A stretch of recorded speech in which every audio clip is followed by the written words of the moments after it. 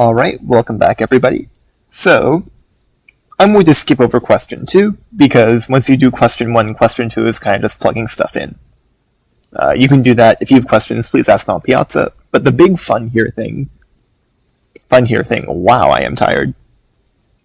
The big important thing here is question 3, because this is something that I know has confused a lot of people on Piazza, and it's part of the reason why I wanted to do this video. So, over here, we're given a loss function. So a lot of students in section were really confused as to what the heck a loss function actually is. So think of a loss function as a measure of how badly your classifier is doing. And if you actually look at the loss function equation over here, that intuition makes sense. We're taking the true label for each training point, and the final output of our neural network, which is A2, which you can see over here, and we're comparing them. We're taking a difference between them. And the bigger that difference is, the bigger the loss function is.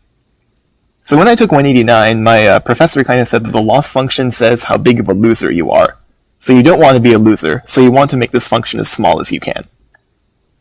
And that's related to how we train our neural net. So this question says, for this given loss function, draw a computation graph that shows how you would actually calculate it operation by operation. So now this is where you have to pause a little bit. Josh talked about computation graphs in lecture, but I think it's cool to have a little refresher. What a computation graph is it pretty much breaks up a series of operations step by step, so you can actually visualize in the graph how they happen. And the really big important thing is that computation graphs and neural nets are not the same thing. So if you get nothing else from this video, just kind of burn that into your mind. They are not the same thing. We draw computation graphs for neural nets because they are useful. So let's draw a computation graph for this neural net. Let's see, I feel like using the color green. So we have our input x here, right? And then what's the first thing we do in the neural net? Well, we take this value x, we take the weight for the first neuron, and we multiply them together. This is our dot product, right? This is the first thing. And in doing this, we get z1, which is the free activation value. And we saw that that's what happens in the previous video. Now what do we do with z1? Well, we apply our first activation function for neuron 1 to it. And then we get a1. And then what happens from here? Well,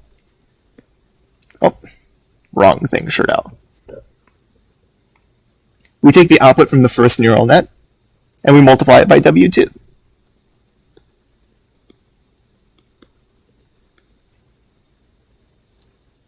And that gives us Z2, which is the pre-activation value at the second neuron. What do we do to Z2? Well, we apply G2 to it, which is the activation function for neuron 2. And that gives us A2. And then finally, because remember, this question is asking, draw the computation graph for the loss. We have to do something with A2. Well, how do we compute the loss function? We take A2 and Y, and we compare them. How do we do that? Well, first we subtract Y from A2. We take this value, and we square it. And finally, that gives us a loss. And now this thing is kind of big and scary. But the big point of what's happening here is I can take this calculation for the loss function, and I can break it up into a bunch of steps. There is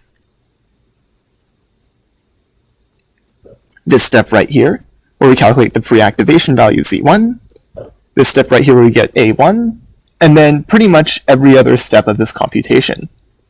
So you're probably asking, okay, this is great, but why would we take this calculation and break it up into each individual step, right? That seems a little bit silly. Well, as you'll see in the next question, this is really, really important when you're doing partial derivatives, because just looking at this neural net, it's very, very hard to see the relationships between variables, and very hard to take derivatives with respect to them. But if you have the computation graph, your life becomes a little bit easier.